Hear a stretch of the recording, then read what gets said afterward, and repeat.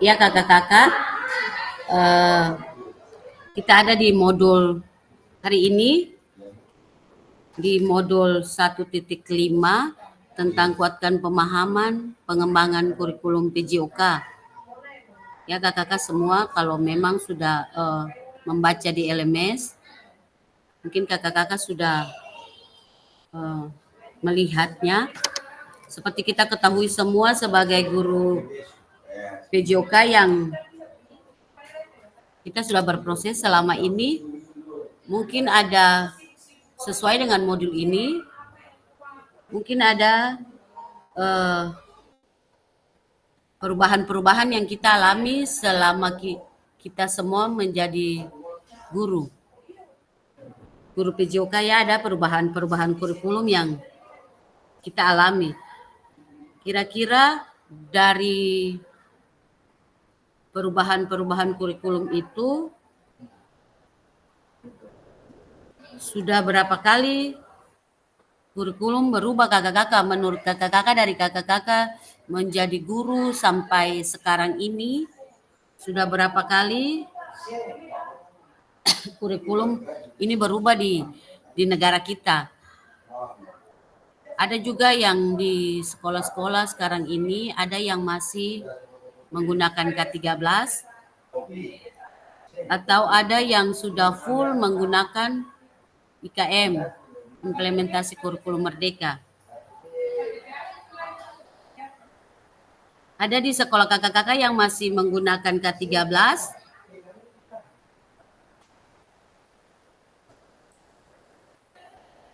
atau ada yang sudah menggunakan full menggunakan implementasi kurikulum merdeka. Kalau di sini baru tahun ini saja kakak. Tahun pelajaran yang baru kelas 1 sampai kelas 6 kakak. Oh iya, kakak Stera sudah full. Mungkin kakak Oti di sekolah kakak Oti sudah full ke IKM atau masih separuh mempergunakan K13 dan separuh mempergunakan IKM. Sudah pakai IKN kakak. Oh iya, ya mungkin terima kasih kakak-kakak. Mungkin sekolah-sekolah kita secara keseluruhan sudah pernah merasakan kurikulum K13. Lalu kemudian belum sepenuhnya diimplementasikan, kemudian kurikulum berganti lagi ke kurikulum merdeka. Jadi kalau beta yang salah hitung mungkin ada 13 kali perubahan kurikulum yang terjadi di negara ini. Mulai dari kurikulum 94, ada kurikulum 94 itu kalau kayaknya masih SD apa. Jadi itu masih berpusat pada guru, teacher center. Kemudian ada kurikulum KBK, KTSP, kemudian K13, dan yang sekarang ini ada kurikulum merdeka. Jadi ini yang akan kita bahas untuk ke modul 1.5 di hari ini kakak-kakak, terkait perubahan kurikulum dan komponen-komponen apa saja yang mempengaruhi terkait kurikulum itu sendiri. Ini yang akan kita lihat pada mapel kita, mapel PJOK. Jadi di hari ini mungkin untuk modul 1.5, di saat ini kita akan belajar bersama tentang perubahan kurikulum dan komponen-komponen apa saja yang mempengaruhi terkait kurikulum. Ya kakak-kakak, mungkin saya izin share screen dulu.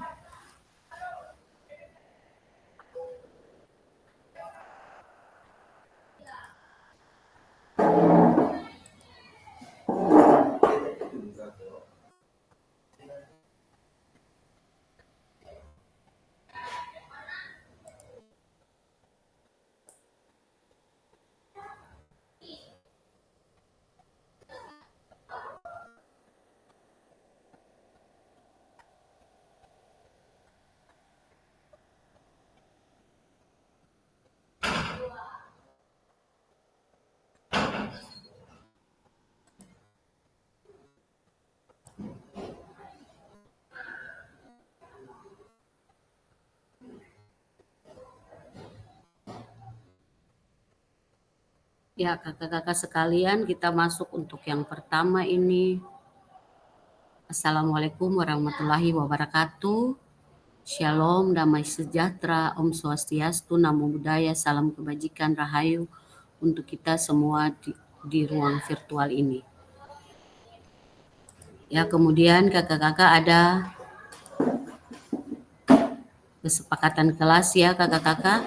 Ya, setiap kita memulai proses kita ini ada kesepakatan kelas.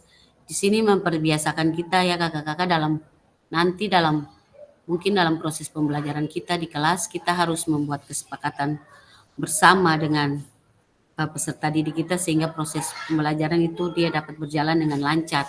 Di sini ada menyalakan kamera ya kakak-kakak, kemudian mematikan mikrofon, hadir seutuhnya, menghargai waktu bersama, memaksimalkan fitur chat, klik raise hand sebelum bertanya, kemudian gangguan teknis dalam proses pembelajaran ini adalah hal yang wajar.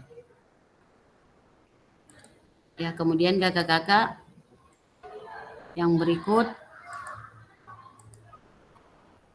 tujuan dari sesi kita kali ini kakak-kakak ada 3. Peserta dapat memahami karakteristik utama kurikulum Merdeka serta keterkaitannya dengan prinsip pemikiran Ki Hajar Dewantara. Yang kedua, peserta mampu memahami pengembangan kurikulum PJOK. Kemudian yang ketiga, peserta mampu memahami penyusunan program PJOK yang berkualitas dengan backward design.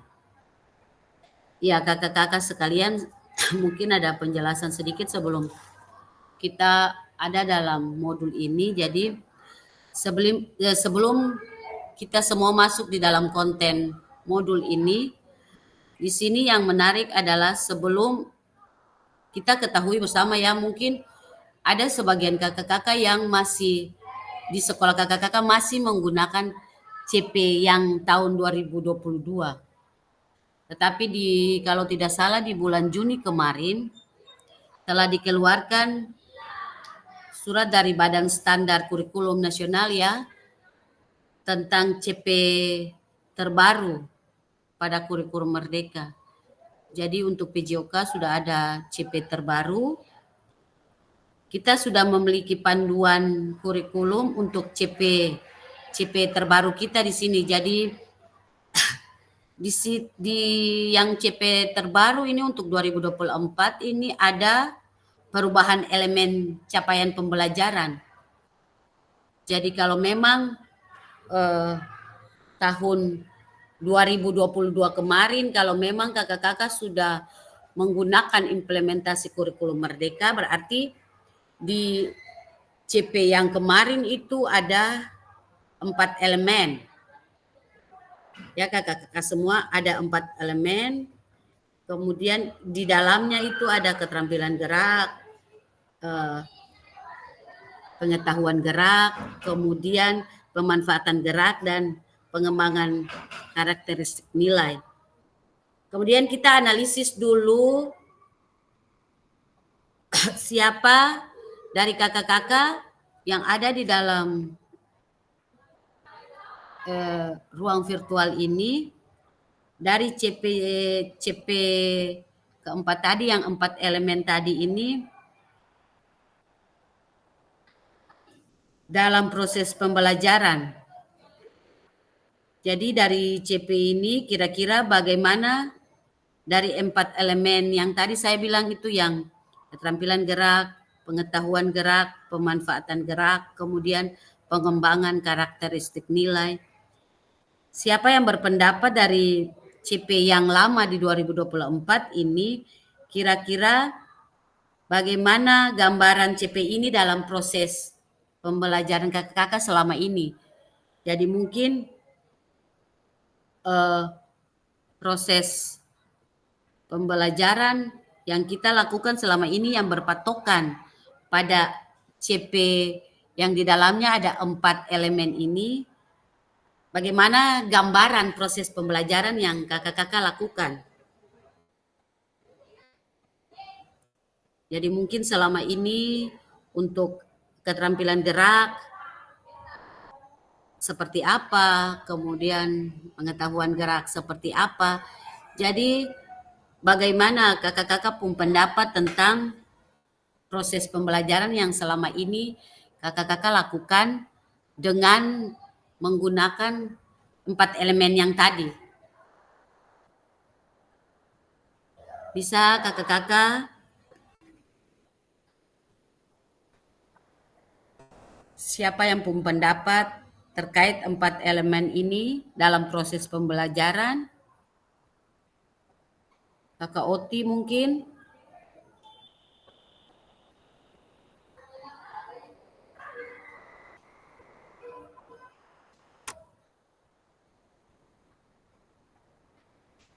Mungkin proses pembelajaran selama ini terkait dengan 4 elemen ini, prosesnya jalan seperti apa kakak-kakak? Itu gambaran yang, karena katong su ada di CP yang terbaru.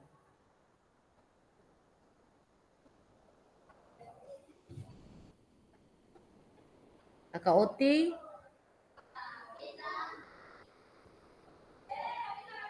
Kakak Joy, bisa menggambarkan proses pembelajaran sesuai dengan 4 elemen yang tadi beta jelaskan?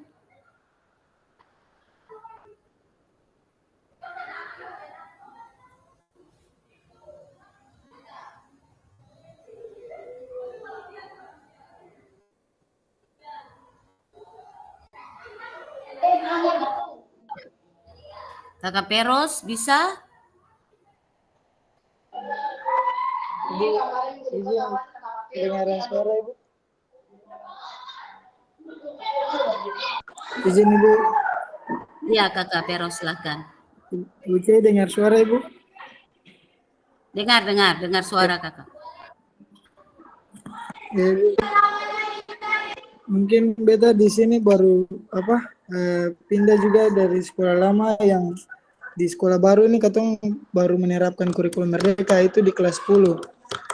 Dan kemudian beta kebetulan juga mengajar di kelas 12 yang mana juga sangat terkait kurikulum merdeka, tapi beta berusaha untuk mau tahu juga tentang kurikulum merdeka ini karena memang ini juga satu hal yang memang katong guru PJK kita tahu. Nah, dari yang tadi pemaparan itu elemen CP yang sudah diperbaharui yang awalnya kurikulum merdeka itu dia elemennya itu sama 4 dan juga elemen yang baru juga 4. Itu beta rasa dengan adanya elemen ini katong sudah bisa menyederhanakan katong punya materi-materi yang mana katong juga bisa menyesuaikan dengan kondisi sekolah.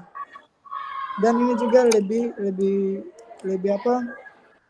memaksimalkan katong punya kondisi di sekolah juga yang nantinya dari elemen itu katong bisa menentukan katong punya tujuan pembelajaran sendiri. Bukan ya. Itu saja. Iya Kakak Peros, terima kasih untuk kakak-kakak semua. Mungkin itu yang Kakak Peros lakukan selama proses pembelajaran dengan CP yang 2022.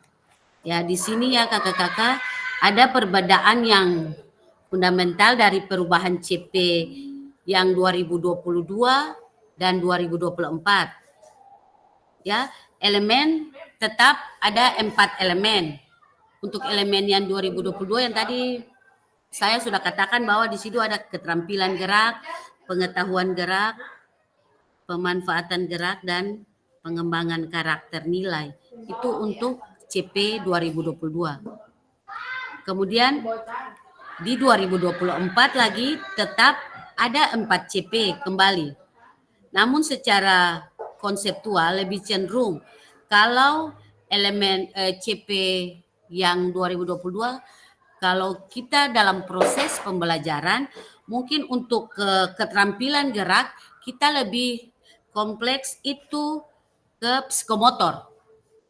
Ya kakak-kakak sekalian, kalau untuk keterampilan gerak kita lebih konseptualnya ke psikomotor. Kemudian untuk pengetahuan gerak itu mungkin lebih ke kognitif. pengetahuan. Ya, kemudian untuk pemanfaatan gerak itu kita ada di dalam afektif atau sikap siswa. Kemudian untuk yang elemen keempat ini pengembangan karakter dan nilai itu lebih cenderung ke sikap sosial peserta didik. Jadi dari elemen yang di 2022 ini mungkin proses itu yang beta juga terapkan dalam proses pembelajaran di sekolah untuk peserta didik. Mungkin kalau keterampilan gerak lebih dominannya itu ke psikomotor. Kemudian pengetahuan gerak itu untuk kognitif. Kemudian pemanfaatan gerak itu lebih ke afektif dan pengembangan karakter nilai itu lebih ke sikap sosial. Namun kakak-kakak untuk CP yang 2024 yang baru saja diterbitkan itu, ini coba disatukan menjadi satu kesatuan. Jadi kalau kita merumuskan CP lintas elemen, mungkin dari elemen 1 bisa ke elemen 4. Jadi kita tidak menutup kemungkinan bahwa ketong ambil seperti yang 2022 pengetahuan gerak, keterampilan gerak, pengetahuan gerak, keterampilan gerak. Tapi kita bisa untuk yang elemen 2024 ini, CP 2024 ini kita bisa mengambilnya atau merumuskannya bisa lintas elemen. Untuk itu yang 2022, untuk yang 2024 ini 4 elemennya itu yang pertama ya kakak-kakak. Yang pertama itu terampil bergerak. Terampil bergerak, kemudian belajar melalui gerak. Kemudian yang ketiga bergaya hidup aktif. Dan keempat hidup yang menyehatkan. Itu 4 elemen terbaru untuk CP 2024. Jadi secara keseluruhan kakak-kakak semua, esensi dari proses pembelajaran PJOK yang kita lakukan untuk peserta didik itu adalah pembelajaran motorik atau gerak itu sendiri. Beberapa ahli untuk pengembangan modul PKG PJOK ini bertujuan, mereka menyusun modul ini untuk proses PKG yang sementara kakak-kakak lakukan ini bertujuan untuk mengembalikan atau meluruskan konsep PJOK itu sendiri dan meluruskan CP sampai ke konsep PJOK itu sendiri. Jadi kita mau mengembalikan dan meluruskan konsep yang selama ini kita masih miskonsepsi dalam proses pelaksanaan CP antar elemen atau CP lintas elemen ini. Dari keempat elemen ini kakak-kakak, 4 elemen yang baru ya, karena mungkin di sekolah saya sudah menggunakan CP yang baru untuk 2024. Siapa dari kakak-kakak di ruang ini bisa menganalisis dari keempat CP yang tadi untuk 2024 ini? Yang pertama itu terampil bergerak, belajar melalui gerak, bergaya hidup aktif, kemudian hidup yang menyehatkan itu. Siapa yang bisa menganalisis keempat elemen ini? Kira-kira aktivitas apa yang akan kakak-kakak ajarkan untuk tujuan-tujuan pembelajaran yang akan kakak-kakak ambil dari CP-CP tersebut? Jadi untuk sesi ini mungkin kita lebih banyak berdiskusi terkait dengan proses-proses pembelajaran yang kita sudah lakukan di sekolah kita masing-masing.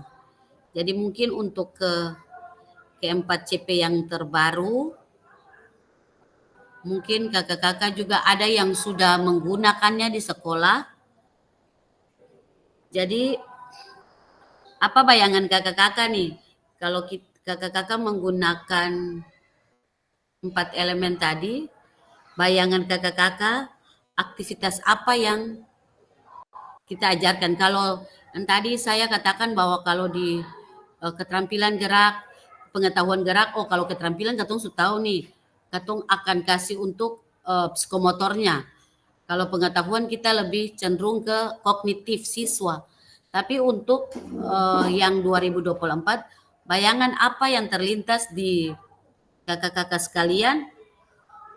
Aktivitas yang akan diajarkan itu seperti apa, atau tujuan pembelajaran apa yang akan kakak-kakak ambil sesuai dengan CP dan elemen yang tadi beta sampaikan.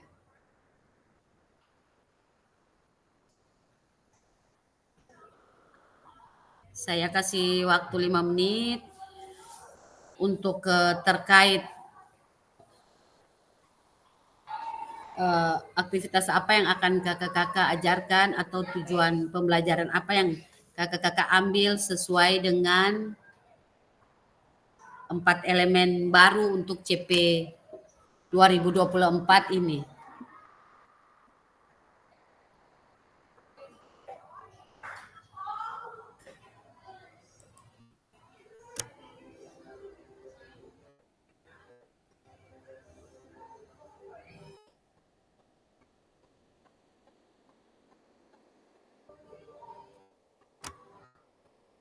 Atau mungkin di sekolah kakak-kakak masih menggunakan CP yang lama, CP 2022 yang keterampilan gerak atau pengetahuan gerak itu. Tahu masih ada di kakak-kakak pusing. Maksudnya masih pusing karena CP 2022 belum selesai lagi, sudah masuk dengan, kita sudah diperhadapkan dengan CP 2024 yang baru ini.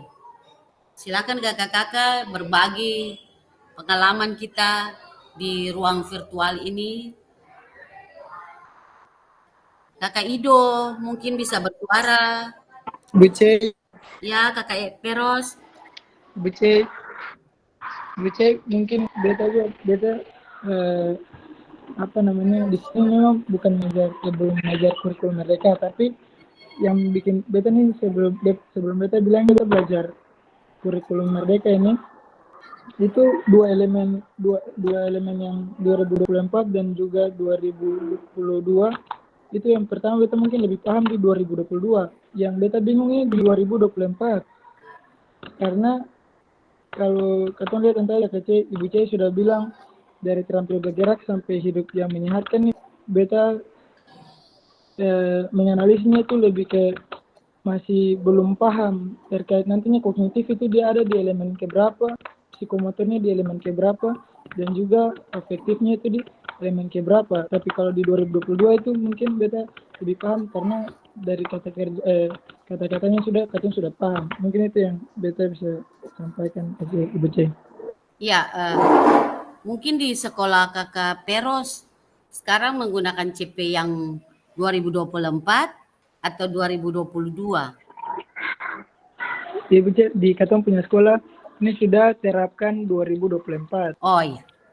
Ya, kakak Peros terima kasih. Mungkin sama juga kalau kita lihat untuk proses pembelajaran yang tadi beta sudah sampaikan bahwa mungkin untuk CP yang 2022 kita lebih mengena ya, kalau materi sesuai dengan elemen-elemen itu katong sudah tahu bahwa untuk keterampilan gerak ini katong sudah tahu mau kasih materi apa. Mungkin pengetahuan gerak katong sudah tahu materi apa yang nanti katong berikan ke peserta didik. Ya, kakak-kakak mungkin untuk ke CP yang 2024 ini kan ada 4 tadi yang saya bilang, terampil bergerak, belajar melalui gerak, bergaya hidup aktif, hidup yang menyehatkan. Di sini untuk wajib sebelum ada perubahan untuk penyusunan CP ini katong sudah tahu bersama ya kakak-kakak bahwa kita akan menyusun mulai dari CP, ATP, kemudian dari ATP itu ada TP, asesmen dan aktivitas pembelajaran. Kita lihat sama-sama untuk analisis CP, SD, SMP, SMA ini. Jadi kita turunkan atau kita pilih salah satu TP yang memang sesuai dengan aset yang ada di sekolah. Jadi yang tadi kita bilang katong bisa buat lintas elemen. Buat lintas elemen. Jadi katong kalau materi ini misalnya katong sesuaikan, katong sing harus ikut yang kalau yang 2022 itu keterampilan, kemudian pengetahuan. Tidak, tapi kalau mungkin di elemen 2024 ini, kalau kakak mau yang elemen keempat jalan duluan terserah. Kita melihat dulu sesuai dengan aset yang ada di sekolah, sarana prasarana yang mendukung proses pembelajaran. Jadi kita tidak harus katong mulai dari yang pertama atau katong harus semua itu dari yang pertama, tapi sesuai dengan materi yang akan kita ambil ini, elemen apa yang berperan di situ. Ya, jadi salah satu dari katong lihat dari salah satu CP terbaru. Jadi CP terbaru untuk yang 2024 ini kita akan turunkan nanti ada di slide-slide berikut ya kakak-kakak, kita akan ikuti. Jadi nanti dari CP, kemudian ATP, TP, dan asesmen yang akan kita ambil di dalam proses pembelajaran. Jadi nanti kan untuk SD, SMP, SMA itu kan dia punya capaian pembelajarannya berbeda-berbeda. Kalau memang di sekolah kakak-kakak sudah menggunakan CP yang terbaru, berarti nanti kita bahas sama-sama karena di modul ini kita akan menyusun modul atau RPP kita. Ya kakak-kakak semua. Kemudian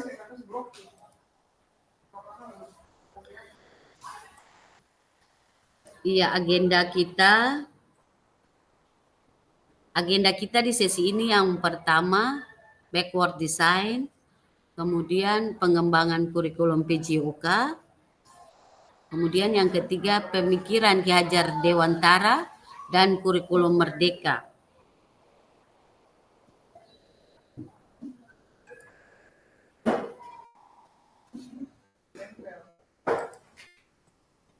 Aktivitas kita yang pertama ini, kita ada dalam backward design dalam pengembangan kurikulum PJOK. Ada yang baru pernah dengar dengan istilah backward design, kakak-kakak semua?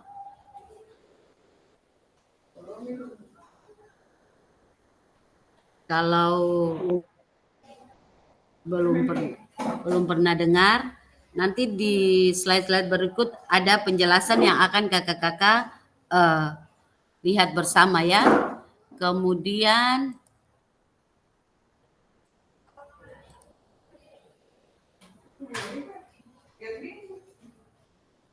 mungkin ini kakak-kakak ya, nanti kakak-kakak maksimalkan kolom chat, disilakan chat saja di kolom chat. Menurut Bapak Ibu dari skala 1 sampai 10, kira-kira seberapa dalam pemahaman Bapak Ibu tentang kurikulum PJOK? Ya silakan kakak-kakak menulis di kolom chat. Seberapa dalam pemahaman kakak-kakak tentang kurikulum PJOK? Dari skala 1 sampai 10 itu kakak-kakak ada di skala keberapa tentang pemahaman kurikulum PJOK ini? Disilahkan kakak-kakak untuk ada dalam kolom chat, berpartisipasi di kolom chat, disilahkan.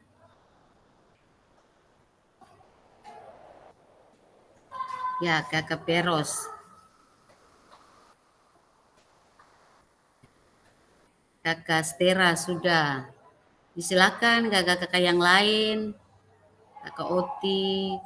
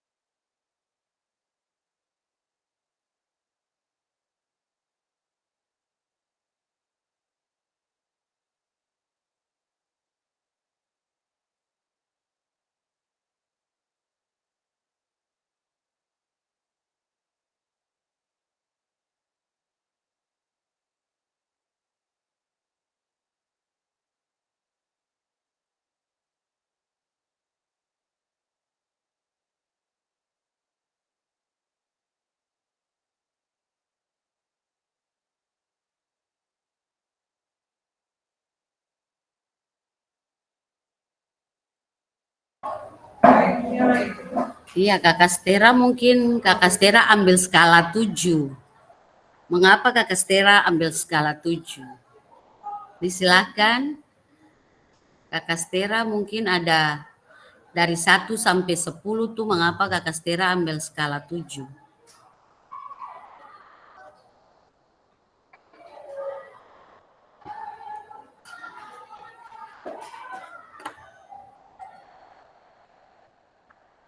Atau kakak-kakak yang lain?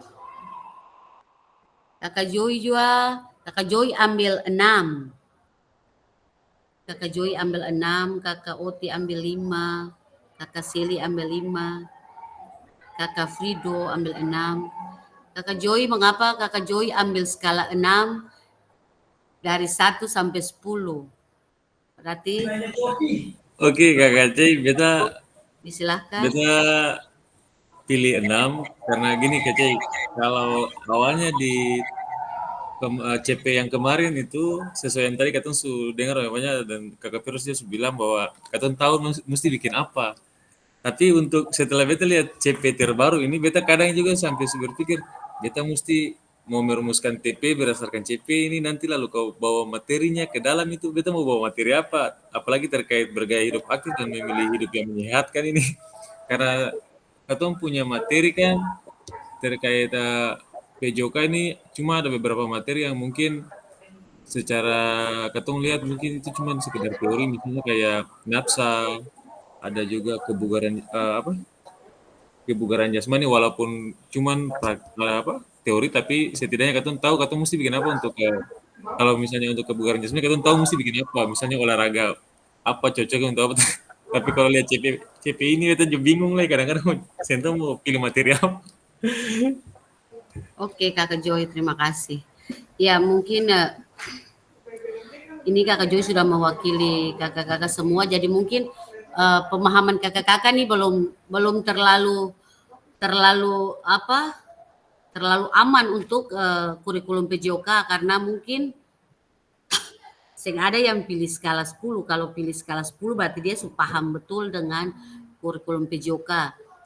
Ya kakak-kakak semua sekedar penjelasan untuk slide ini.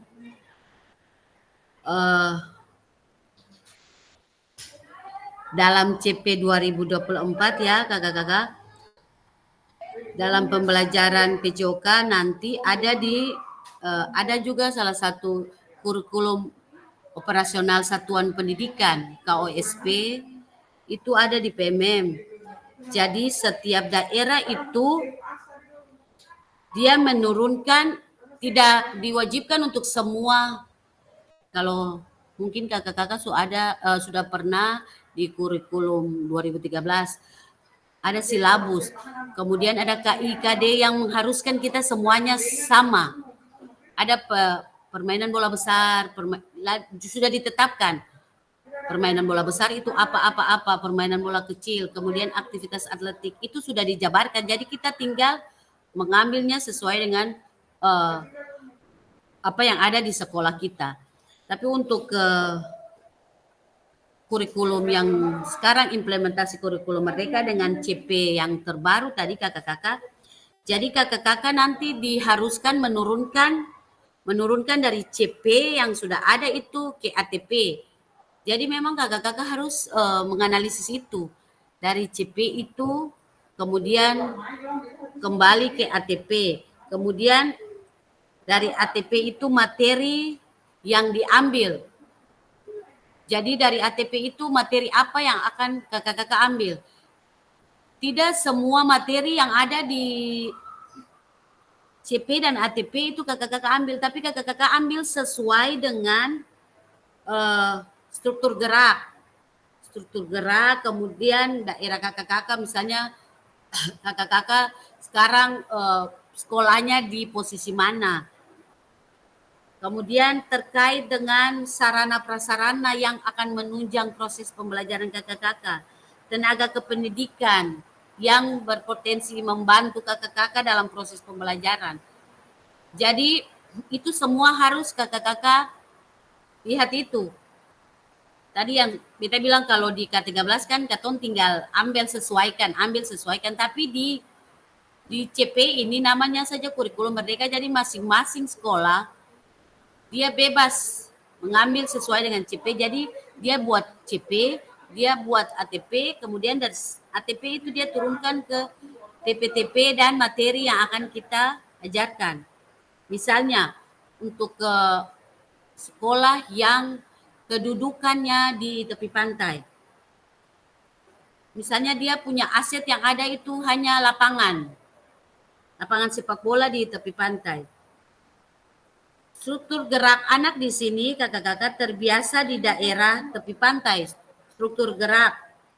Jadi tidak apa-apa kalau misalnya kakak-kakak silakan menyesuaikan materi apapun yang akan diambil sesuai dengan struktur gerak kakak-kakak. Misalnya di sekolah kakak-kakak di tepi pantai, seperti tadi saya katakan, jadi kakak-kakak terserah mengambil materi sesuai dengan struktur gerak dan sarana prasarana yang memadai di sekolah kakak-kakak. Jadi TP yang disusun itu juga harus sesuai dengan CP. Jadi kalau memang di sekolah kakak-kakak sudah menggunakan CP yang baru, jadi memang materinya harus disesuaikan dengan CP yang baru tadi. Jadi tetap ada 4 elemen, disesuaikan dengan 4 elemen tersebut.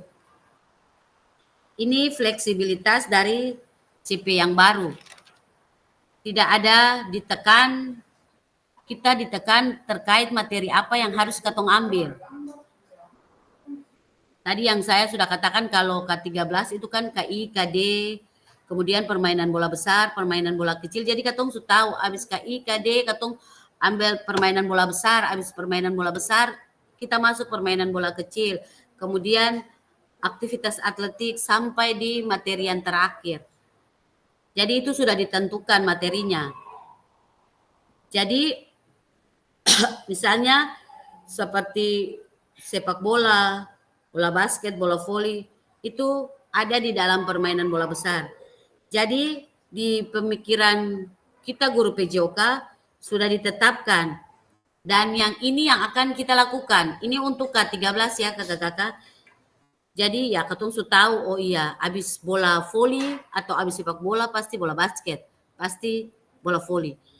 Kemudian tapi untuk CP yang baru ini lebih fleksibel, jadi kita guru yang memilih materinya, tidak tergantung dari apa yang harus kita lakukan. Jadi terserah kita ambil sesuai dengan yang tadi saya katakan, struktur gerak, kemudian sarana prasarana, jangan sampai sarana prasarana sing ada di sekolah tapi katong ambil materi itu saja.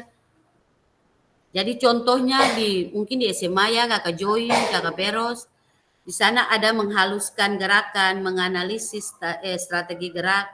Anak bisa bola voli, permainan tradisional. Jadi apapun materi yang penting tujuannya untuk mempelajari strategi gerak itu tercapai. Jadi tidak perlu ke bola besar yang bermain strategi, bola kecil yang bermain strategi. Misalnya ada permainan tradisional yang membutuhkan strategi untuk menyelesaikan masalah gerak, itu bisa digunakan. Jadi kita jangan terpaku hanya di bola besar, bola kecil. Tapi ada permainan-permainan tradisional di daerah kita yang bertujuan untuk menganalisis strategi gerak, kemudian menyelesaikan masalah gerak. Jadi kita lebih fleksibel dalam memilih materi yang sesuai dengan karakteristik peserta didik kita. Jadi ini mungkin sedikit gambaran ya kakak-kakak, contoh dari CP 2024. Mungkin ada dalam balong satu, balong selesai, ada CP yang baru. Jadi kita perlahan-lahan merubah paradigma pembelajaran PJOK kita. Tidak bisa satu kali. Jadi kita merubah secara perlahan-lahan. Dari proses pembelajaran PJOK ini, PKG ini berarti kita mulai merubah. Di awal-awal saya bilang katong merubah katong proses-proses yang selama ini katong tahu sudah benar, padahal dalam proses bersama itu mungkin sing salah tapi agak sedikit keliru. Jadi kita merubah perlahan-lahan. Ya kakak-kakak, kemudian yang berikut ini kakak-kakak, apa tujuan dari adanya pelajaran PJOK di sekolah? Apa tujuan dari pelajaran PJOK di sekolah? Silakan kakak-kakak menjawab di kolom chat. Ini masing-masing orang harus berargumen ya, karena katong kan guru PJOK.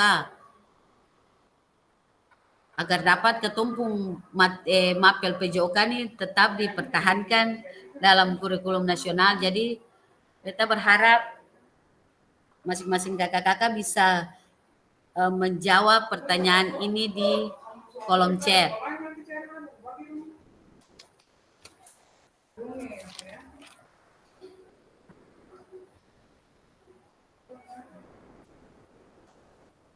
Silakan kakak-kakak, maksimalkan kolom chat kakak-kakak.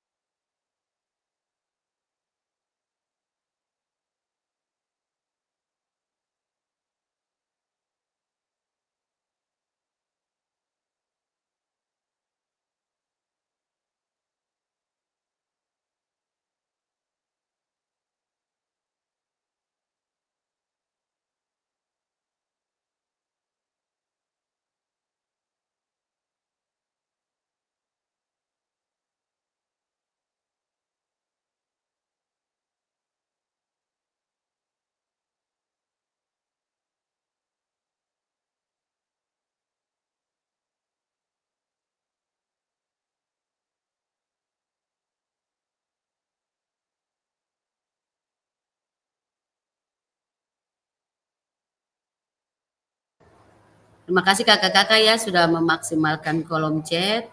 Ya di sini ada kakak Stera untuk meningkatkan kesehatan, pengetahuan, karakter yang positif dan keterampilan dalam PJOK. Di sini kakak Frido, kalau menurut kakak Frido yang selalu dilakukan ialah mengembangkan minat dan bakat anak di sekolah. Di sini kakak Joy, agar dapat membuat anak belajar melalui aktivitas gerak. Di samping itu anak juga akan lebih menjadi sehat. Kakak Oti, agar bisa menumbuhkan semangat, rasa percaya diri dan juga menambah kesehatan bagi semua insan yang ada di sekolah. Kemudian kakak Seli, untuk mengenal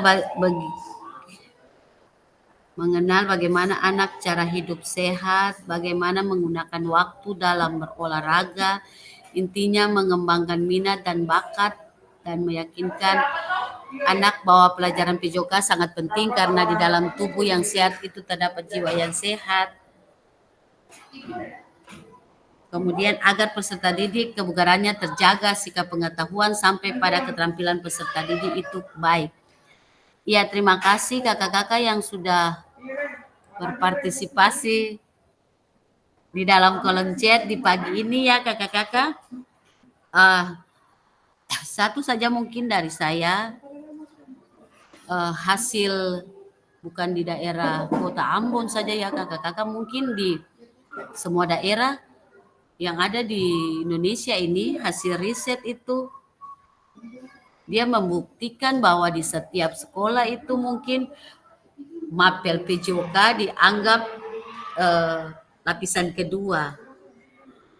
Ya, dianggap lapisan kedua. Mengapa saya bilang dianggap lapisan kedua? Mungkin karena mapel yang lain menganggap katong mapel PJOK ini hanya ketong praktek-praktek saja, bermain-bermain saja, atau anak-anak tata-tata balari-balari saja. Dari hasil riset ini kakak-kakak semua, makanya diambil program yang sementara kakak-kakak ikuti ini. Program PKG PJOK ini dilakukan untuk meluruskan pemahaman atau konsep dari masyarakat sekitar yang menganggap PJOK itu tidak penting. Kadang-kadang kalau mau kasih keluar anak untuk ini sih nanti jam PJOK saja katong panggil siswa kerja bakti atau pokoknya karena katong tidak dianggap, apalagi katong yang guru PJOK mungkin dalam proses pembelajarannya begitu-begitu saja tidak ada perubahan. Nah, maka kita dinomor 2-kan di sekolah. Jadi dari program PKG ini pemerintah dalam kaitannya dengan stakeholder yang mendukung proses ini mau meluruskan pemahaman konsep tentang masyarakat yang menganggap kita ini tidak penting atau mapel PJOK itu tidak penting. Kalau menurut saya ya kakak-kakak, saya juga tidak menyalahkan orang atau masyarakat yang menganggap mapel kita itu tidak penting, karena saya menganggap bahwa orang atau mereka itu tidak tahu apa itu esensi dari mapel PJOK, esensi dari pembelajaran PJOK yang kita lakukan setiap hari untuk peserta didik. Tapi bagaimana kita sebagai orang olahraga, kita sebagai guru PJOK dapat membuktikan itu kepada masyarakat. Betapa pentingnya PJOK dalam sistem pendidikan nasional. Itu kita tidak membutuhkan orang lain, itu harus terlahir dari kita selaku orang olahraga, selaku guru PJOK, itu harus keluar dari diri kita sendiri. Bagaimana pentingnya PJOK dalam sistem pendidikan nasional. Kakak-kakak dapat menguatkan itu di sekolah kakak-kakak, di mana saja kakak-kakak berada, sehingga mereka menilai kita jangan dong lihat cuma PJOK saja atau melihat kita dengan sebelah mata. Itu dari diri kita sendiri selaku guru PJOK atau orang olahraga yang akan membuktikan itu, sehingga pelajaran PJOK itu tetap dipertahankan di dalam struktur kurikulum nasional. Terima kasih kakak-kakak yang sudah memaksimalkan fitur chat.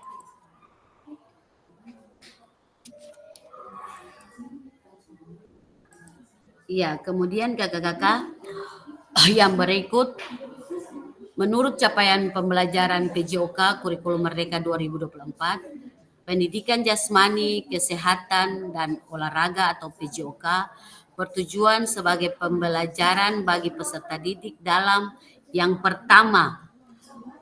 Di situ ditebalkan ya, yang pertama itu ditebalkan mengembangkan, menerapkan, dan mengevaluasi keterampilan konsep strategi gerak yang akan menjadi disposisi untuk berpartisipasi dalam berbagai aktivitas jasmani dengan penuh kepercayaan diri, kompetensi, dan kreativitas. Kemudian yang kedua, membantu dan memberi dukungan mereka dalam memilih gaya hidup sehat dan aktif secara jasmani. Kemudian yang ketiga, membangun dan menerapkan keterampilan sosial dan emosional melalui konteks pembelajaran yang menekankan nilai-nilai fair play, kerja tim, dan inklusivitas. Kemudian yang keempat, menanamkan apresiasi dan mengembangkan sikap positif untuk aktif secara jasmani sepanjang hayat sebagai upaya peningkatan keseluruhan kualitas hidup. Jadi dari yang tadi kakak-kakak chat itu semua itu masuk di dalam capaian pembelajaran PJOK. Jadi singkatnya ini ya kakak-kakak, semua anak-anak atau peserta didik kita akan mendapat pemahaman, kemampuan, keterampilan melalui PJOK. Dia tidak akan mendapat materi ini di mata pelajaran yang lain. Tetapi yang konsennya kita membahas di PJOK ini, kita membahas aktivitas fisik dan gerak. Jadi di mapel lain sing membahas aktivitas fisik dan gerak, hanya di mapel kita, mapel PJOK. Jadi melalui program PKG PJOK ini kakak-kakak, kita harus kembali ke pusat kita sebagai guru PJOK, bagaimana di dalam PJOK itu dia mempelajari tentang berbagai gerak, berbagai sistem gerak, sehingga anak-anak atau peserta didik itu dia sadar dan memilih bagaimana mereka harus hidup sehat. Mereka harus hidup sehat, hidup harus aktif. Jadi di sini kita membiasakan, kita selaku guru PJOK, kita membiasakan anak-anak kita agar tahu manfaat bergerak. Jangan hanya anak-anak sekarang sudah bermain HP, lalu dong sudah sing mau bergerak. Berarti kalau sing mau bergerak, otomatis dong sing sehat. Jadi kita membiasakan anak-anak agar tahu manfaat bergerak, kemudian mereka senang melakukan gerakan. Jadi mereka senang melakukan gerakan.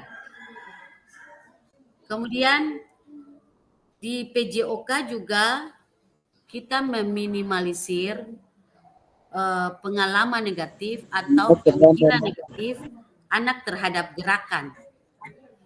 Ini yang harus kita lihat sama-sama kakak-kakak. Jangan sampai misalnya dalam proses pembelajaran anak tidak bisa, tidak suka materi sepak bola, kan semua anak suka materi sepak bola. Lalu kita memaksa anak itu untuk melakukan aktivitas permainan sepak bola. Bagaimana mereka mau aktif sepanjang hayat, sedangkan mereka saja tidak suka materi sepak bola. Jadi kita harus menanamkan pengalaman positif terhadap anak. Jangan sampai dia bawa akal, misalnya dia suka dari SD, nanti dia bawa sampai SMP, sampai SMA juga dia bawa itu. Jadi bagaimana kita guru PJOK melihat itu? Oh, kalau memang dia suka bermain sepak bola, mungkin ada cara lain yang kita ambil sehingga materi itu, walaupun dia suka bermain, tapi dia paham tentang materi itu. Itu yang akan menjadi pengalaman positif. Mungkin dia bisa bawa, oh iya, beta suka sepak bola, tapi mungkin bapak guru, ibu guru membawa kita dalam proses pembelajaran ini sehingga seperti ini, misalnya sehingga biar beta suka, tapi beta ada di dalam, beta menikmati proses pembelajaran sepak bola itu. Itu yang menjadi pengalaman positif. Jangan sampai anak suka, katong tinggal paksa saja. Itu yang membuat mereka menanamkan ketidaksukaan mereka terhadap proses pembelajaran PJOK seperti itu. Jadi itu yang harus kita hapus dari pemikiran anak-anak kita. Sehingga tujuan untuk mereka bisa menikmati, mereka ada dalam proses pembelajaran PJOK itu, dia terlihat dalam proses pembelajaran itu. Nah itu ya kakak-kakak yang sederhananya seperti itu. Jadi beta mungkin menjelaskan secara sederhana seperti itu. Kemudian ya, ini kakak-kakak bisa ketong ada di dalam proses diskusi untuk kita menyampaikan pendapat kita ya kakak-kakak. Di sini terlepas dari kurikulum apapun. Apakah selama ini Bapak Ibu sudah memahami dengan baik tujuan mata pelajaran dan menjadikannya sebagai acuan? Silakan kakak-kakak menulis di kolom chat saja kalau saya bisa bicara atau takut berkomentar. Silakan kakak-kakak, kita kasih kesempatan menulis di kolom chat. Silakan.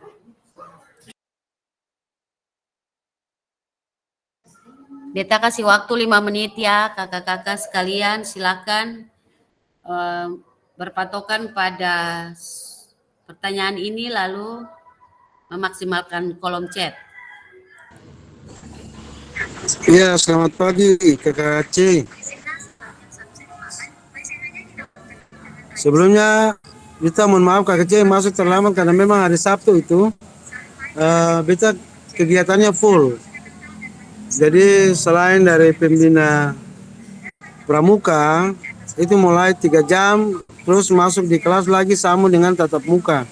Jadi hari Sabtu memang waktunya terlalu sedikit buat beta. Jadi kalau gabung mungkin beta tetap terlambat saja Kakak C.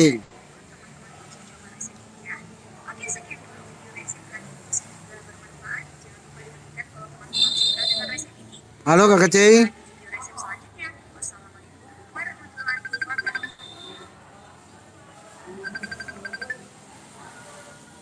Kakak C bisa dengar kah?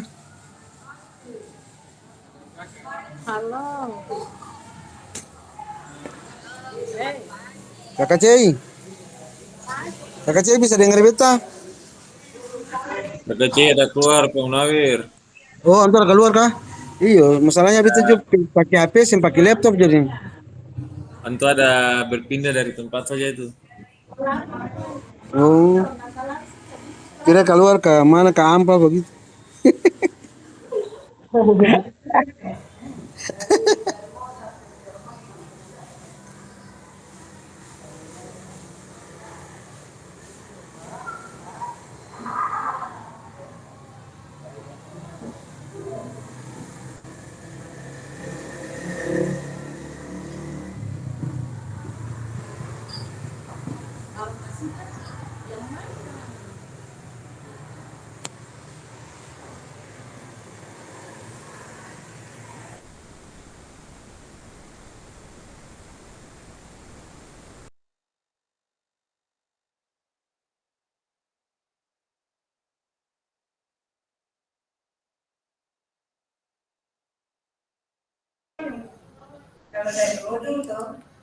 Iya, Kakak Seli mungkin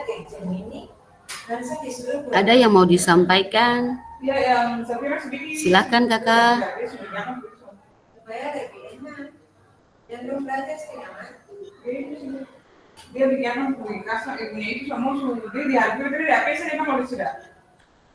Kakak Seli, apa yang mau disampaikan? Disilakan. Ada yang sudah menulis di kolom chat kah?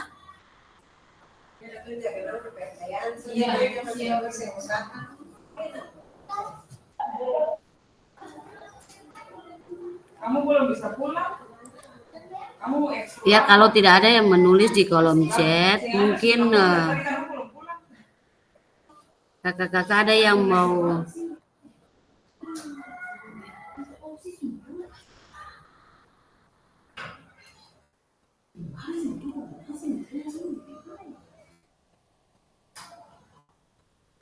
Iya, terima kasih kakak-kakak yang sudah memaksimalkan. Siap Kakak C. Ya, Munawir mungkin ada yang mau ditambahkan, disilakan. Iya Kakak C, sebenarnya kita mohon maaf. Kalau hari Sabtu memang waktunya terlalu ini ketemu kita waktu padat di sekolah. Habis pembina pramuka itu dari pagi jam pertama sampai 3 jam. Nah, cuma kita saja dengan saya 5 kelompok atau 5 kelas.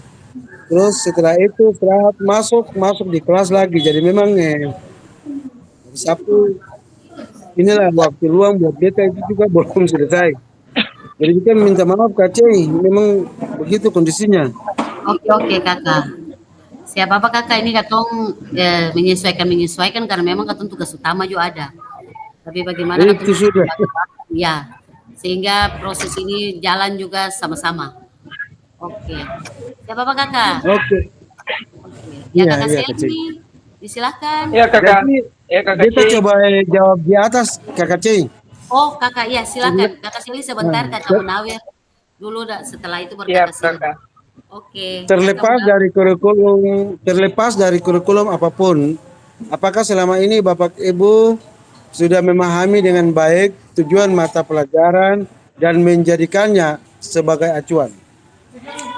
Nah, di sini Kakak C, ini menurut pendapat beta, PJOK waktu dulu KTSP itu soalnya dibuat sebagai soal ujian nasional. Nah, ketika kurikulum itu berubah, ini kendala nih. Ketika kurikulum itu berubah, maka PJOK cuma dijadikan sebagai pembelajaran praktek. Nah, ini jadi persoalan buat tanggapan anak-anak atau peserta didik bahwa ternyata mata pelajaran ini dibuat sebagai selingan. Maaf barangnya apa? Dekat jalan gitu. Jadi KKC itu menurut tanggapan peserta didik itu. Nah, kurikulum ini kadangkala kalau kata mau berpatokan kepada kurikulum untuk selamanya memang tidak bisa berhasil karena setiap tahun atau setiap periode pergantian presiden kurikulum ini kan dia mengalami reshuffle. Nah, sebenarnya kita mau ikut kurikulum yang mana? Kalau KTSP itu menurut kita itu lebih bagus sih. Hanya soalnya juga waktu kelas 3 khusus untuk SMP itu kelas 9 itu dibuat sebagai soal nasional, ujian nasional. Nah sekarang ini kan sing lagi sudah dibuat jadi praktek saja. Nah justru itu tanggapan siswa juga kan, katong ponanya semua sudah dewasa nih, sudah bisa berpikir bahwa oh ternyata mata pelajaran ini cuman di kelas 7 dan 8, kelas 9 ini cuma sebagai mata pelajaran selingan. Jadi memang terkendala KKC siswa kalau berdasarkan kurikulum. Itu menurut pendapat beta sih, nanti kakak-kakak yang lain seperti apa kita sentak. Mungkin sementara itu dulu KKC, terima kasih. Ya, terima kasih Kakak Munawir. Silahkan Kakak Seli. Ya kakak, beta coba untuk berpendapat tentang ketemu pertanyaan di atas. Mungkin kalau menurut beta saya paham dengan kakak Munawir. Soalnya kalau kita lihat pergantian kurikulum dari setiap tahun itu setiap ada pergantian menteri, di situ ada pergantian kurikulum menteri pendidikan, maka di situ menteri mengembangkan kurikulumnya tersendiri. Maka katong punya pembelajaran yang katong kasih itu untuk anak, satu kurikulum belum selesai, katong belum memahami, katong belum paham dia baik-baik, katong sudah ini lagi dengan kurikulum yang baru. Sementara kurikulum yang sebelumnya katong belum memahami. Tapi bagi beta sependapat dengan kakak Munawir. Lalu untuk kurikulum KSP katong masih bisa. Lalu untuk memahami dengan baik tujuan pelajaran itu ya memang soal katong memahami ya, katong sudah memahami. Katong memahami sungguh bahwa apa sih tujuan sebenarnya daripada katong menerapkan pembelajaran PJOK di sekolah. Tapi dalam katong dalam melakukannya tuh terkadang juga katong belum betul-betul melakukan bagi katong pun diri maupun bagi anak-anak, mungkin karena terkendala ada dengan waktu, fasilitas yang katong miliki terbatas, sehingga untuk ruang gerak untuk katong melakukan hal itu agak sedikit terkendala di situ kakak. Mungkin untuk sementara itu kakak. Ya, terima kasih. Mungkin untuk Kakak Munawir dan Kakak Seli, ya terkait dengan Kakak Joy, disilakan. Ya, Kakak Joy, disilakan. Oke Kakak Cei, jadi ini pertanyaannya terlepas dari kurikulum apapun, apakah selama ini Ketong sebagai guru memahami dengan baik tujuan mata pelajaran dan menjadikannya sebagai acuan? Jadi kalau menurut beta, apapun kurikulumnya, jika tujuan pembelajaran itu jelas, maka apa yang kita buat setidaknya harus membuat peserta didik itu mencapai apa yang diinginkan dari tujuan pembelajaran terlepas dari kurikulum apapun. Menurut beta begitu. Jadi dengan adanya tujuan pembelajaran yang jelas bagi guru, baik konsep belajar atau konsep tentang aktivitas belajarnya itu pasti jelas, karena apapun yang kita rancang itu dengan tujuan untuk mencapai tujuan pembelajaran. Jadi apapun kurikulumnya selama tujuan pembelajaran itu jelas, saya kira itu paling bagus sudah untuk guru, apalagi untuk guru PJOK begitu. Ya, terima kasih Kakak Joy ya. Oke. Mungkin kakak-kakak semua untuk kita selaku guru kita tetap mengikuti saja perkembangan yang sedang berjalan. Mungkin katong ikut, tetap katong ikut, tetap katong ikut. Yang mau bilang akan sing jalan juga ganti baru, tetap katong harus ikut itu. Jadi mungkin untuk katong mau balik di KTSB atau katong mau balik di KPK atau K13 itu nanti terlepas dari para pemimpin-pemimpin kita. Tapi di sini seperti yang tadi Kakak Joy bilang, secara umum tujuan pembelajaran itu menjadi acuan karena tujuan pembelajaran itu kita akan sia-sia model yang kita ambil, pendekatan, strategi yang kita ambil untuk ada dalam proses pembelajaran jika tidak mencapai tujuan pembelajaran itu. Jadi yang dirumuskan misalnya tujuan pembelajaran yang menjadi acuan dalam proses atau materi yang akan kita pelajari kepada anak itu akan sia-sia jika model, pendekatan, strategi mengajar yang kita lakukan itu tidak mencapai tujuan pembelajaran yang kita ambil. Jadi itu yang diharapkan. Jadi semua itu harus sesuai dengan tujuan pembelajaran. Jadi katong mau ambil strategi pembelajaran model apalah, pendekatan seperti apa, kalau tujuan pembelajaran itu tidak dirumuskan dengan baik, maka proses pembelajaran itu yang akan mencapai tujuan yang diharapkan dalam menanamkan materi kepada peserta didik. Bisa ya kakak-kakak, jadi pada intinya kita mengikuti saja semua proses yang terjadi. Mau kurikulum nanti pasti ganti menteri, pastilah ya katong ganti, tapi bagaimana kita selaku guru PJOK fleksibel dalam mengikuti perubahan-perubahan yang terjadi. Pada intinya tujuan pembelajaran PJOK kepada anak itu bagaimana anak merasa senang, anak terlibat dalam proses pembelajaran itu tetap dia dapatkan dalam proses pembelajaran PJOK. Perkembangan waktu tetap jalan. Ya kakak-kakak semua, mungkin itu penjelasannya.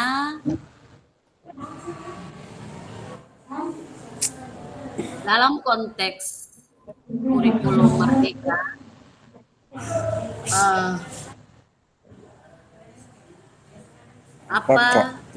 apakah tujuan-tujuan ini bisa dicapai? Tujuan-tujuan pembelajaran yang kita ambil itu bisa tercapai. Di sini ya kakak-kakak mungkin relevansi konsep itu dia terkait kurikulum itu sendiri. Konsep apa yang kita akan ajarkan sesuai dengan tujuan pembelajaran yang kita ambil.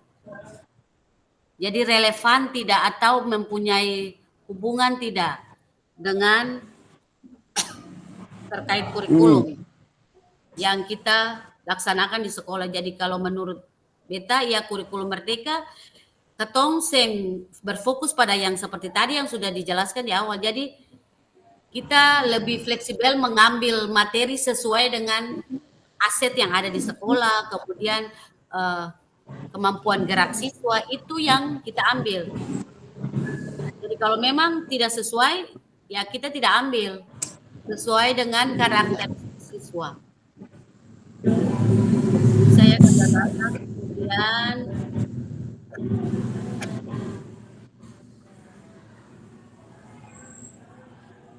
di sini ya kakak-kakak, memahami tujuan umum penting sebagai acuan untuk memahami muara akhir pembelajaran. Untuk mencapai tujuan umum ini, pemerintah sudah menurunkannya ke dalam CP dan mempersilahkan guru atau satuan pendidikan untuk menurunkannya lagi ke dalam TP. Ya kakak-kakak, tadi saya sudah bilang bahwa kita sudah ada CP yang baru nih. Kemudian kita dari CP itu kita turunkan ke ATP, kemudian dari ATP itu ada di dalam tujuan-tujuan pembelajaran, materi-materi yang akan kita ambil untuk melakukan proses pembelajaran. Jadi nanti kakak-kakak akan merumuskan sesuai dengan yang tadi saya bilang, aset yang ada di sekolah, karakteristik gerak, kultur gerak sekolah yang ada di sekolah kakak-kakak masing-masing. Sehingga CP-CP yang diwakili dalam gambaran umum tidak mematok. Tadi saya bilang kalau yang K13 katong tahu pembelajaran bola besar, yang ketemu ajar sepak bola, bola voli, bola basket, itu tidak mematok. Yang di sini nih tidak mematok yang harus katong kasih ke siswa, tetapi lebih cenderung ke pemecahan masalah, kemudian strategi, menghaluskan gerakan dan mempresentasikan itu dalam proses pembelajaran. Jadi misalnya tidak ada raket bulu tangkis, kita bisa ambil permainan tradisional apa yang sesuai dengan materi bulu tangkis, yang disesuaikan dengan strategi gerak. Jangan sampai seng ada itulah, karena memang katong guru susah bisa berpikirlah lalu katong seng kasih materi itu. Bisa ya kakak-kakak? Bisa Kak Kecai, bisa. Kemudian bagaimana kita memastikan agar pengajaran atau proses pembelajaran kita dilakukan benar-benar menyasar pada tujuan pembelajaran. Karena seringkali pengajaran langsung fokus pada materi atau aktivitas apa yang harus dilakukan murid. Ada mungkin dari kakak-kakak ya pernah ada dalam situasi seperti ini. Misalnya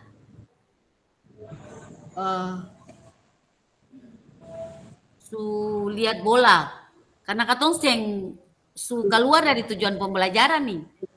Jadi lihat apa yang ada ya hari ini, katong materi sepak bola saja, karena memang katong sudah bola ada materi sepak bola saja, atau oh ya ini mau bikin apa hari ini, oh ya katong kasih senam lantai saja, roll depan roll belakang. Jadi kalau lihat ada bola basket, ya katong materi bola basket hari ini, padahal di tujuan pembelajaran katong sudah harus ada di yang lain. Jadi ini katong selaku guru bagaimana katong bisa melakukan proses pembelajaran ini sesuai dengan tujuan-tujuan pembelajaran yang sudah diturunkan dari CP TP tadi.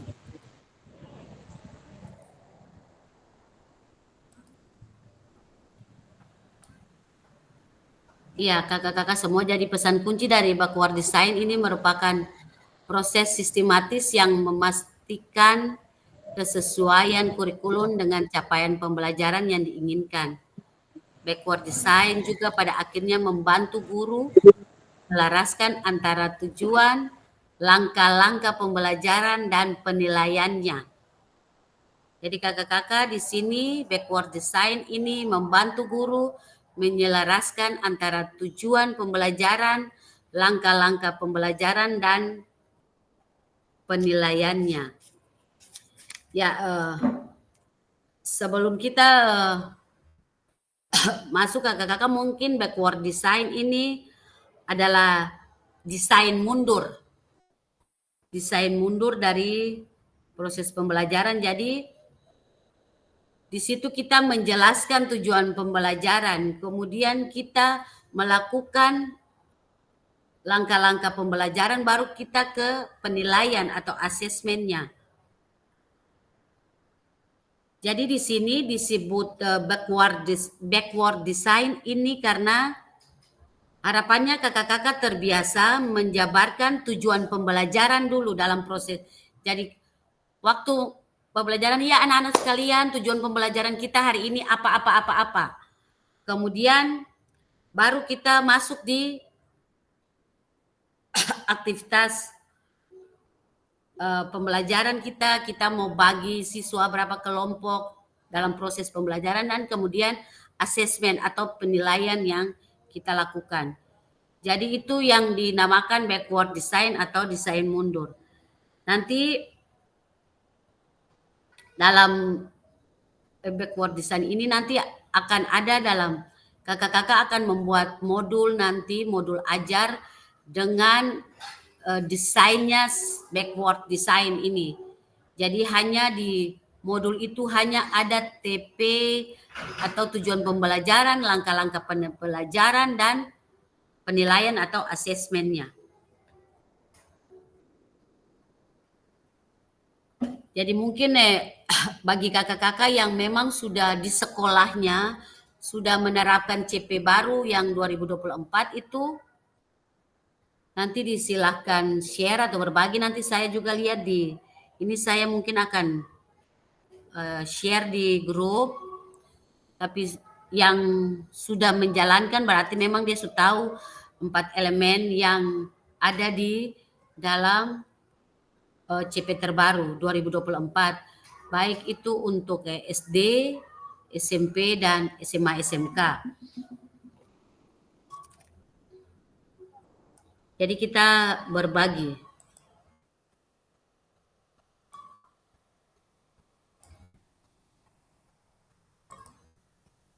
Ya kakak-kakak, di sini kita masuk di aktivitas kedua untuk penyusunan program PJOK.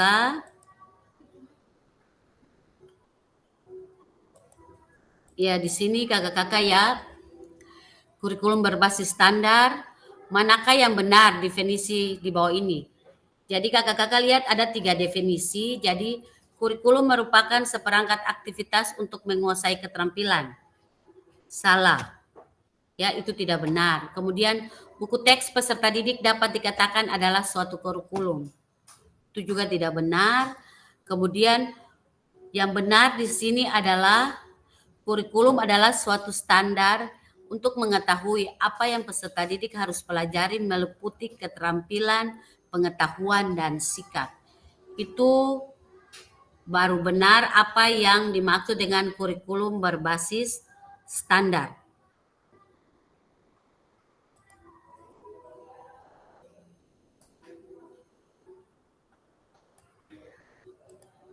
Kemudian komponen kurikulum pada satuan pendidikan pelaksana kurikulum merdeka, yang pertama itu ada struktur kurikulum, kemudian capaian pembelajaran, pembelajaran dan asesmen, penggunaan perangkat ajar, dan yang kelima kurikulum tingkat satuan pendidikan. Jadi kakak-kakak semua untuk kelima komponen itu, komponen yang di komponen 3, 4, dan 5 itu kita bisa lihat ada di PMM.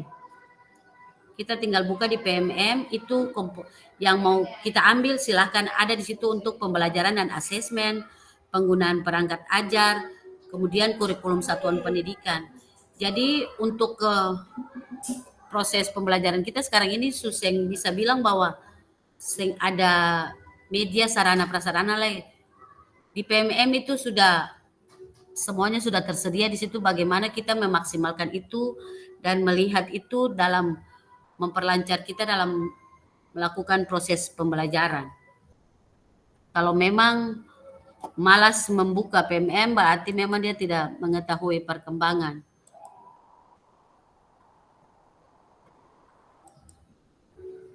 Kemudian, mengapa kurikulum operasional berbeda antar satuan pendidikan? Agar bermakna, kurikulum operasional satuan pendidikan dikembangkan sesuai dengan konteks dan kebutuhan peserta didik dan satuan pendidikannya. Ini bisa menjadi kabar gembira Bapak dan Ibu dapat menyusun program yang relevan dengan kultur gerak di mana peserta didik tinggal.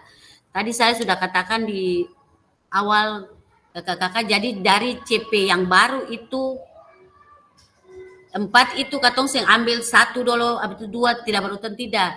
Jadi dari materi yang kita lihat, oh iya 4, kita bisa ambil elemen keempat, materi apa, kita sesuaikan dengan aset yang ada di sekolah, kita sesuaikan dengan kultur gerak peserta didik, kebutuhan peserta didik, itu yang kita ambil. Jadi selamanya kita harus mengikuti apa yang sudah tersedia, jadi disesuaikan dengan kebutuhan peserta didik, kemudian apa kultur gerak di sekolah kakak-kakak, kemudian aset yang menunjang di sekolah kakak-kakak itu disesuaikan. Ya, kemudian kakak-kakak kita akan saling berbagi pengalaman pada saat Bapak dan Ibu menyusun kurikulum PJOK. Ya, beta minta pengalaman saja kakak-kakak. Mungkin ketong semua su mengajar, jadi pasti masing-masing orang pun pengalaman itu berbeda. Jadi beta mau dengar dari kakak-kakak semua bagaimana yang pertama ini, bagaimana Bapak dan Ibu selama ini merancang program PJOK sebagai bagian dari pengembangan kurikulum mata pelajaran PJOK. Disilahkan kakak-kakak yang mau membagi pengalamannya. Untuk yang pertama ini mungkin bagaimana kakak-kakak memanfaatkan CP dan modul ajar di sekolah kakak-kakak. Ya, Kakak Seli bisa disilahkan.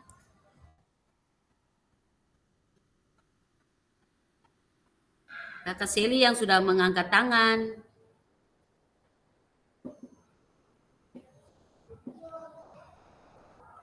Oh ya, mungkin Kakak Munawir.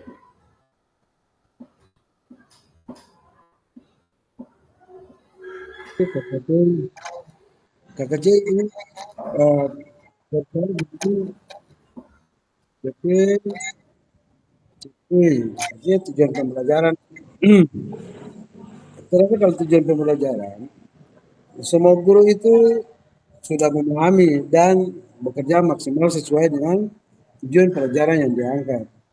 Nah, cuman sangat disesali kurikulum merdeka ini membawa kita seakan-akan membodohi siswa. Kenapa Kakak Cai bisa sampaikan itu?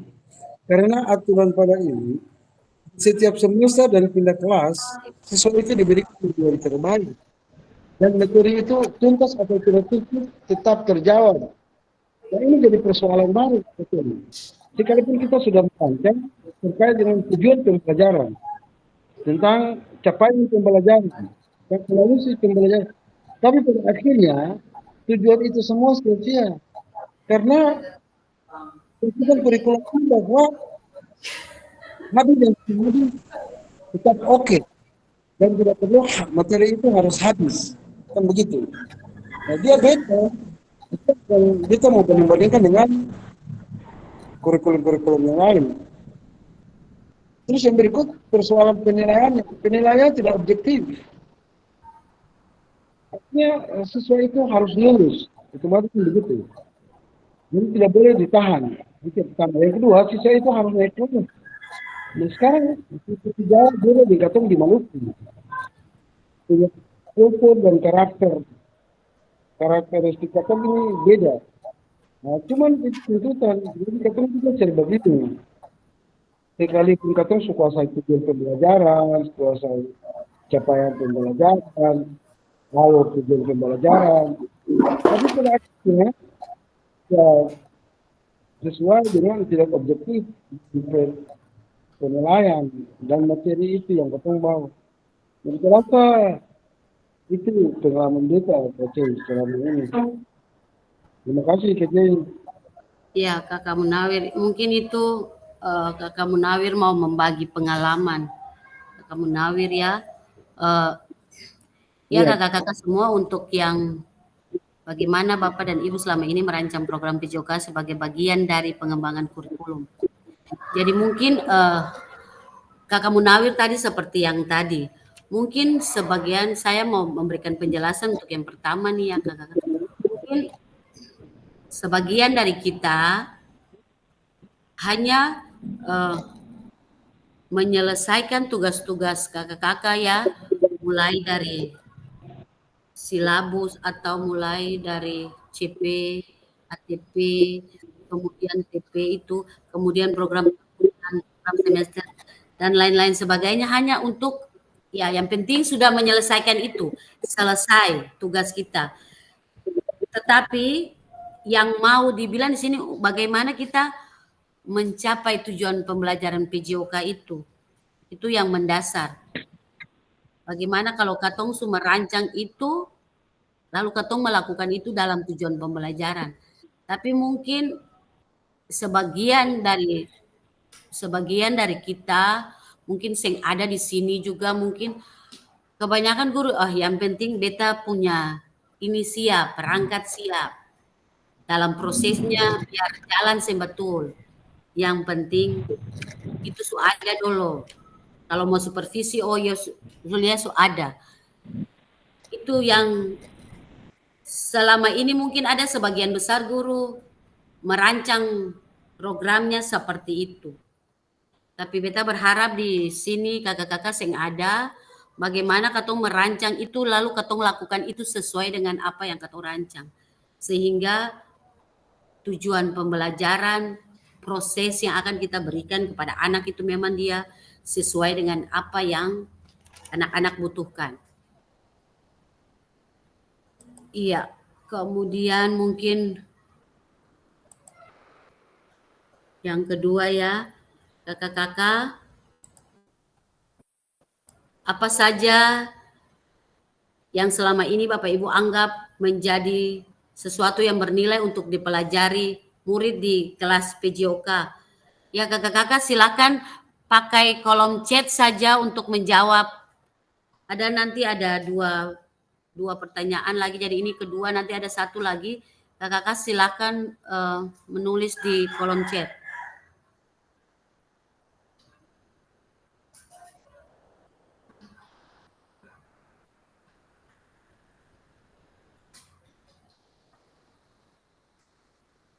Jadi gambaran saja kakak-kakak ya, mungkin karena waktu kita. Jadi gambaran saja kakak-kakak untuk kita semua di ruang ini. Untuk yang kedua ini, nilai-nilai yang dipelajari murid di dalam PJOK ini kan banyak. Jadi mungkin sesuai dengan materi yang kita ambil, nilai apa yang akan kakak-kakak kasih ke peserta didik. Misalnya ada fair play dalam proses permainan, kemudian bagaimana anak memecahkan masalah gerak, kemudian apa yang mereka lakukan, ada nilai kerjasama di situ atau tidak. Jadi nilai-nilai itu yang harus dipelajari peserta didik sesuai dengan materi yang kita ambil. Jangan sampai katong ambil materi lain, nilai yang nanti diterapkan di situ juga tidak sesuai dengan materi itu. Jadi bagaimana kalau kita selaku guru, kita mengambil itu sesuai dengan nilai-nilai yang akan dicapai peserta didik. Iya, kakak-kakak mungkin yang ketiga ini, bagaimana Bapak dan Ibu mengintegrasikan itu semua ke dalam proses pengembangan kurikulum mata pelajaran PJOK yang sekarang berlaku.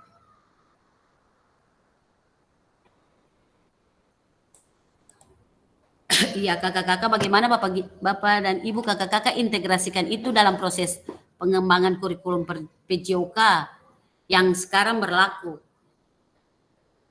Untuk yang ketiga ini kakak-kakak semua mari kita lihat sama-sama. Mungkin untuk masalah yang ketiga ini,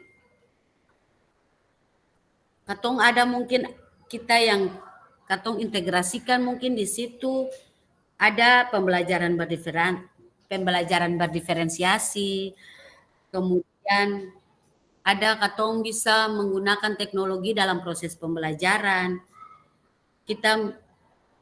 Pokoknya kita mendesain materi proses pembelajaran yang akan kita berikan itu sehingga proses itu bisa berjalan dengan baik. Mungkin materi ini katong buat begini, nanti minggu depan lagi katong buat begini lagi, sehingga anak dalam proses menerima materi itu anak bosan. Anak lebih menikmati dan lebih menyukai proses yang kita lakukan.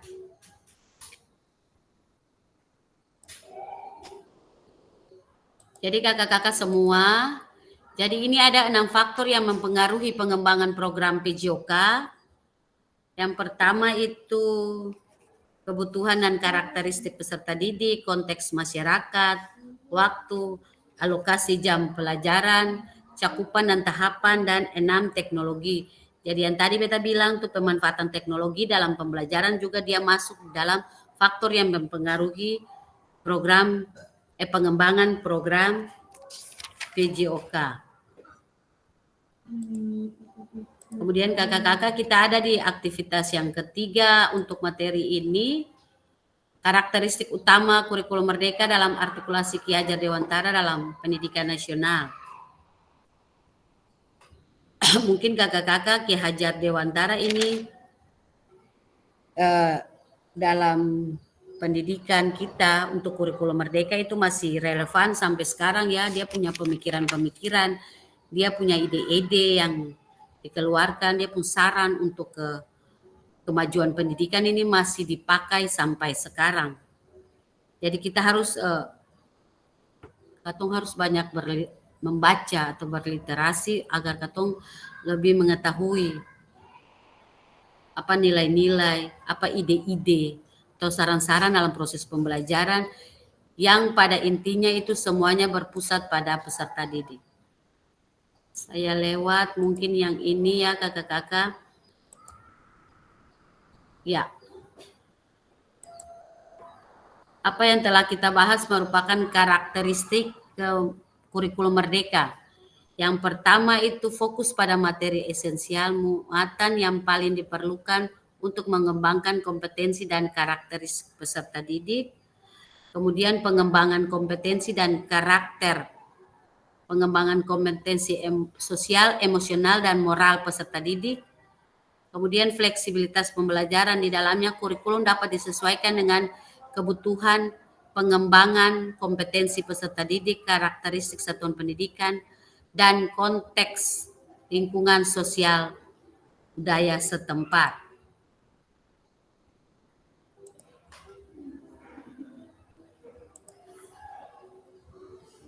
Ya kakak-kakak, dalam pemikiran Ki Hajar Dewantara ini, dia menggarisbawahi bahwa maksud pendidikan adalah menuntut segala kodrat yang ada pada anak-anak agar mereka dapat mencapai keselamatan, kebahagiaan yang setinggi-tingginya baik sebagai manusia maupun sebagai anggota masyarakat. Oleh sebab itu, pendidik itu hanya dapat menuntut tumbuh atau hidupnya kekuatan kodrat yang ada pada anak-anak agar dapat memperbaiki lakunya hidup dan tumbuhnya kekuatan kodrat anak.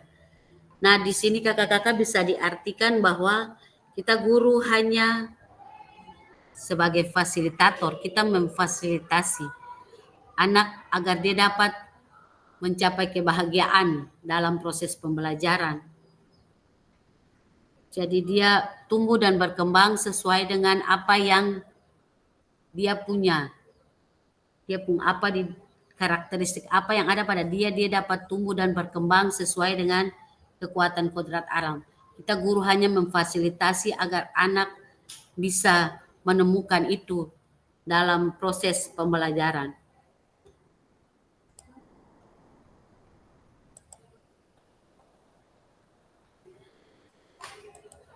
Iya kakak-kakak semua, di sesi ini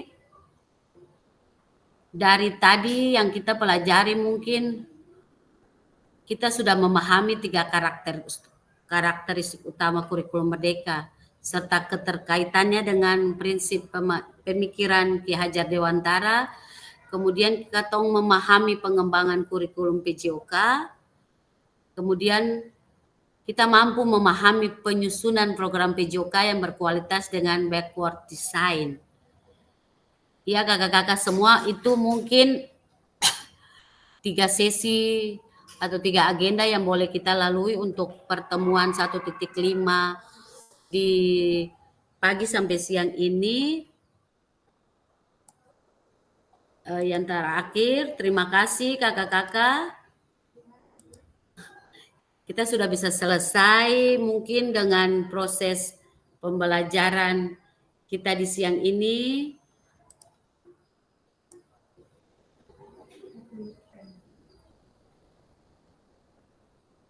Terima kasih ya kakak-kakak yang sudah berpartisipasi dalam pertemuan kita di siang ini.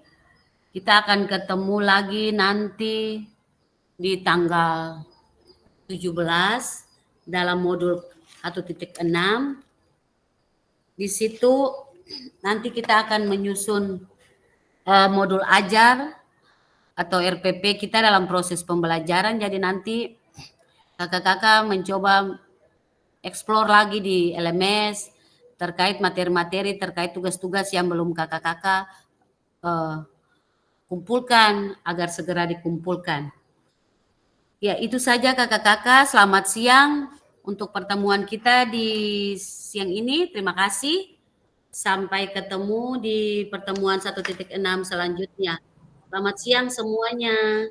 Siang kakak. Selamat siang kakak. Kakak tugasnya dimasukkan. Baik kakak. Oke. Tambah 24 ini sudah kelas.